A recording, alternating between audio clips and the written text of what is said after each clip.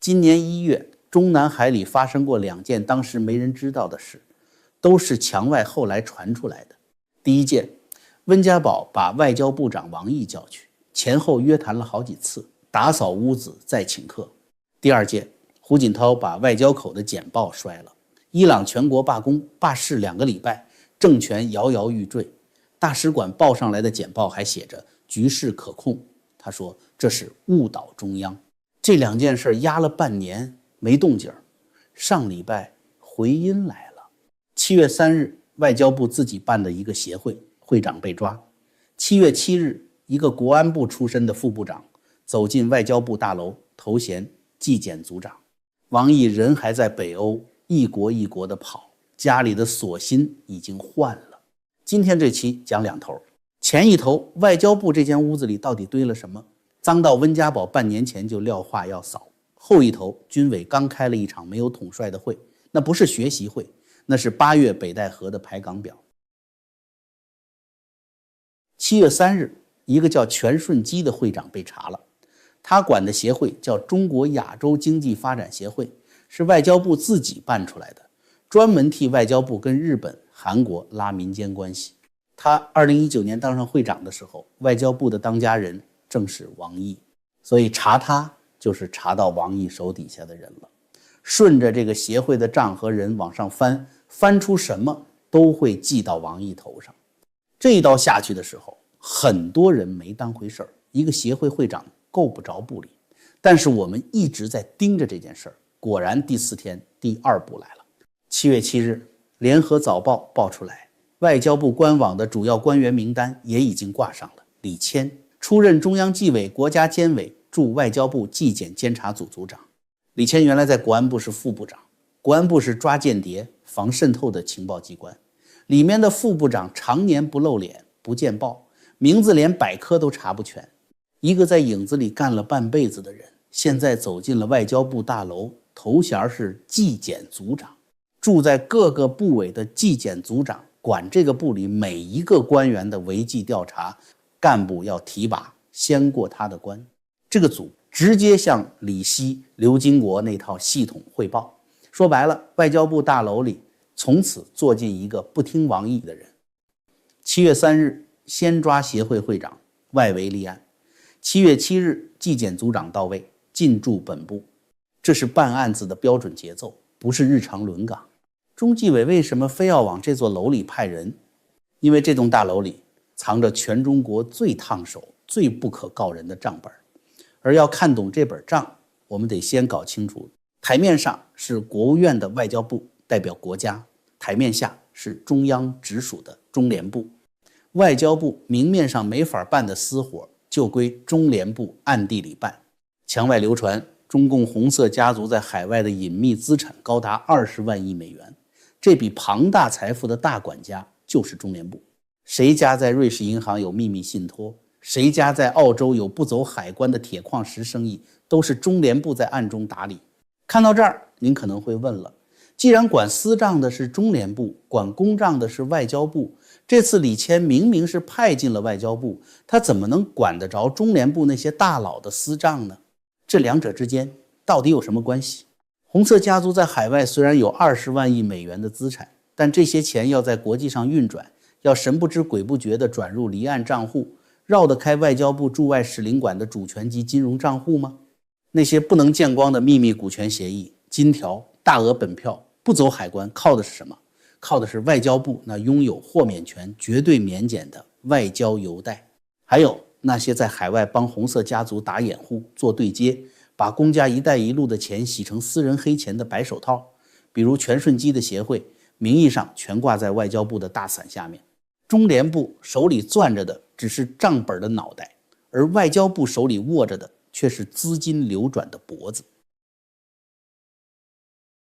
李谦一到任，根本不需要去动中联部，他只需要在外交部把主权账户一封，把外交邮贷一查，把全顺基这种外围白手套的血管全部切断。刹那间，曾庆红那些保守派大佬，红色家族藏在瑞士银行、开曼群岛的20万亿美元，就全部变成了看得见却摸不着、调不动的死钱。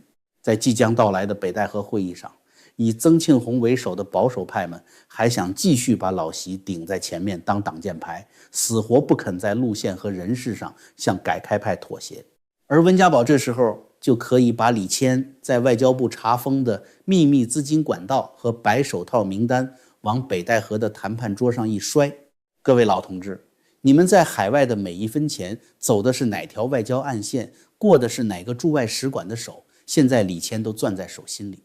如果你们今天还不肯退一步，不肯把国家的路线调整回来，那对不起，这个运钞车我们今天就彻底给它掀翻。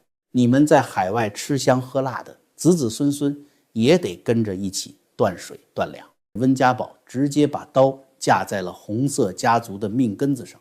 但是中南海的政治博弈从来不是一上来就直接掀桌子的。温家宝和胡锦涛其实给过王毅自救的机会。这得把时间拨回到今年1月，当时的北京，先是胡锦涛病中惊醒，看到外交部呈送上来的内部简报，直接把简报狠狠地摔了。伊朗已经有大量民众上街，甚至全国罢工罢市2周多，经济濒临崩溃。但中方大使馆还在简报里强调伊朗政权局势可控。在政治上，这在哪朝哪代都是欺君的死罪。紧接着，同样在1月，温家宝亲自约谈了王毅好几次，语重心长地给王毅撂下了一句话：打扫屋子再请客。这话是有大出处的。当年毛泽东建国时定下外交方针，原话叫打扫干净屋子再请客，先把屋里的国民党帝国主义清出去，再开大门迎客人。温家宝把这句话递给王毅，里面的政治暗示已经到了临界点。外交部这间屋子，战狼路线砸烂的国际关系，假大空的简报，特别是那些替红色家族运钞洗钱的暗线管道，你王毅作为当家人必须自己动手扫，你扫干净了，我们这帮改开派才能重新跟西方做生意。这课请得才体面，你王毅也才能安全着陆。这其实是温家宝给王毅的最后一次自清自守的机会。可半年过去，您看看这位八面玲珑的外交部长到底干了哪半句？请客那半句他干得很卖力，西班牙国王、法国总统、韩国总统、加拿大总理一波一波往北京请。这几天他人还在北欧，7月5日瑞典，6日芬兰总统见他，7日挪威首相见他。打扫屋子那半句呢，半年了没动静。王毅真的傻吗？他不知道温家宝在盯着他吗？他太聪明了，绝不敢动手去扫这间屋子。因为这屋子地板底下藏着的不是普通的灰尘，而是我们前面说的曾庆红那些保守派权贵家族的万亿金脉和通道。这些钱是红色大佬们的命根子。王毅要是真的听了温家宝的话，亲自动手去切断这些金流，去查那些外围白手套，明天他就得在睡梦中心脏病发作。所以王毅的选择是用拖延战术把温家宝给他的最后通牒给糊弄过去。但他显然低估了中共元老，你不扫，那就派人来帮你扫。7月3日，先抓他手底下的白手套会长全顺基。7月7日，国安出身的李谦正式踏进外交部大楼。这一刻，扫帚彻底不在王毅手里了。这一步棋，墙外早就有人叫出来了。5月初讲内斗的爆料就说过一句，大意是温家宝已经让刘金国去动王小洪的公安部，估计很快就会派人去动王毅的外交部。2个月后，李谦到岗。那王毅本人往哪去？墙外两说都有。一说是战狼外交，这笔账总得有人背，他得跟蔡奇一块给最高统帅陪葬。另一说，他早就掉头了。去年夏天，他在欧洲闭门场合说中共承受不了俄罗斯战败，据报被捅了出来，等于把老习的外交底牌透给西方，给新路线打了前站，将来兴许能平安落地。哪一说成真，不归咱们猜，归李谦往后翻出来的那本账来定。派一个国安出身的人来当纪检组长，用意就在这儿，先把屋子翻个底朝天，去留看翻出什么。说到这儿，先插一句大实话，咱们天天盯着这些揪心的大事，最关键的是保重自己的身体。我自己一直在喝的是普瑞堂的玄宝黑参，久蒸久晒，古法炮制，性子温和不上火，补气养元，抗疲劳，提精神，特别适合咱们这种长期熬夜费脑又上了点年纪的人，一天一支泡水就行。现在还有活动，每满$500送一根玄宝黑参原参，多买多送，上不封顶。优惠码 GF 全球包邮，需要的朋友视频下方点进去看看。好，咱们接着说。7月6日，一场本该由1号大老板亲自坐镇主持的顶级军委学习会议召开了。会议的主题是专门学习这位大老板在7·1大庆上的最新精神。可结果台下的椅子坐满了，台上的主位那位大老板却根本没有来。有人在旁边吹风，说大老板日理万机，区区一场普通的大课，他不露面也说明不了什么，是吗？那咱们就来看看这场会它到底是个什么会议。中央军委进行集体学习，军委办了几十年，什么时候有过集体学习这个节目？这个节目只有政治局才有，政治局那20几个大佬啊，在一块坐在一起啊，集体听专家讲课。军委也要集体学习，这可是破天荒第一次新造出来的。为什么要这么干？他们就是要开会。张生民手里有一份绝密的名单，他想把这批手握实权、极其微妙甚至极其敏感的将领召集到8·1大楼里。但这件事不能让大老板有机会一票否决。你想，如果今天老张敢以军委的名义召集一场正式的军事工作会议，大老板作为名义上的统帅，拥有一票否决权，只要他察觉出一丝不对劲，大手一挥，这回就得流产。那怎么办？老张他们一琢磨，一条妙计来了，咱们搞集体学习，它不是正式决策会，它是上课。既然是上课，那性质就全变了。学习大老板的最新讲话精神，这在政治上叫绝对正确。大老板就算1万个怀疑，他也绝对没法站出来反对。既然是听课学精神，张生民可以说，我们特意扩大了学习范围，把负责经济要塞的各路诸侯、实权将官全都请来一起听课。于是集体学习这4个字就成了一把万能的政治钥匙，把所有不能进场的微妙人士统统合法的塞进了8·1大楼。大老板就算在红墙里干着急，也挑不出半点毛病。就这样，一场原本会引发高度戒备，甚至被视为兵变预警的秘密军事动员会，硬生生在大老板的眼皮子底下大摇大摆、合法合规的开成了。通稿之所以对参会名单做贼心虚的留白，就是因为这份名单一旦公布，全天下都会看明白这堂课的台下坐着的哪里是学生。分明是一整套随时准备在8月份北戴河会议上对大老板实施兵权合围的前线指挥班子。